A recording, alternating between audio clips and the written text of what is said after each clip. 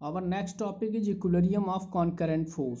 Concurrent force सबसे पहले बताएं होते क्या हैं। कॉन्करेंट फोर्स वो फोर्स होते हैं जो एक्टिंग करते हैं सेम पॉइंट से, मानी वर्क करें सेम पॉइंट से, are called concurrent force. The force which are acting at the same point are called concurrent force. ठीक है, तो equilibrium of a particle in mechanics refers to the situation when the net external force on the particle is zero. According to Newton's first law, this means that the particle would be either at rest or uniform linear motion. ठीक है, अब suppose that particle है, उस पर force लग रहा है F1 और इधर लग रहा है फोर्स F2। ठीक है, तो टोटल रिजल्टेंट फोर्स क्या हो जाएगा, R equal F1 plus F2।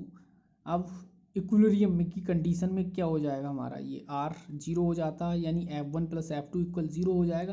पैसे भी दिख रहा है फोर्स की दोनों की डायरेक्शन अपोजिट है, तो F1 क्या हो जाएगा माइनस F2 के। ठीक है, तो equilibrium particle means equilibrium of particle means particle does not at rest. Equilibrium का मतलब क्या होता है, इक्विलिब्रियम का ये मतलब है कि particle does not at rest, rest में नहीं है। The particle uniform linear motion में भी हो सकता है, is said to be equilibrium.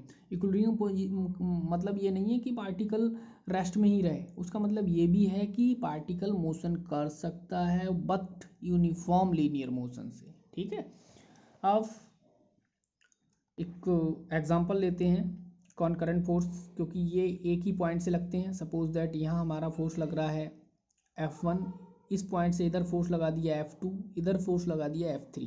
ठीक है, और ये एंगल बना रहे हैं अल्फा बीटा गामा।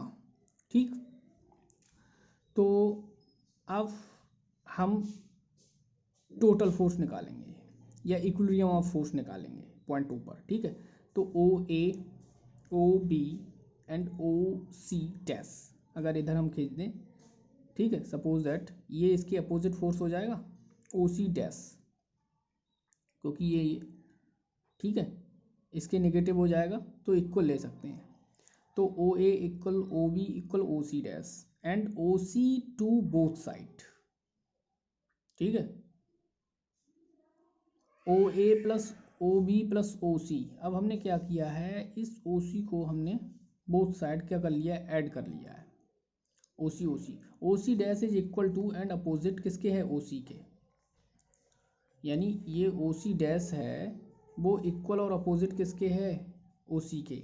तो हमने यहाँ क्या किया है, OA plus OB plus OC equal OC dash plus OC dash equal minus OC कह दिया है, क्योंकि डायरेक्शन इसकी डिफरेंट है, यहाँ रख दिया इसकी वैल्यू, तो ये कैंसिल आउट हो गए। OA plus OB plus OC, तो OA plus OB plus OC equal क्या हो गया, जीरो। OA की वैल्यू क्या है F1, OB की वैल्यू F2, OC की वैल्यू क्या है देख लो, OA की वैल्यू ये है, OA की वैल्यू F1, OB की वैल्यू F2, OC की वैल्यू F3 आ गया। F1 plus F2 plus F3 equal zero.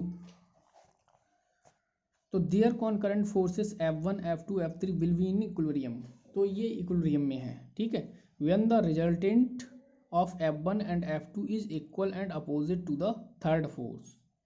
ठीक है, F3। तो ये था कॉन्करेंट फोर्स का।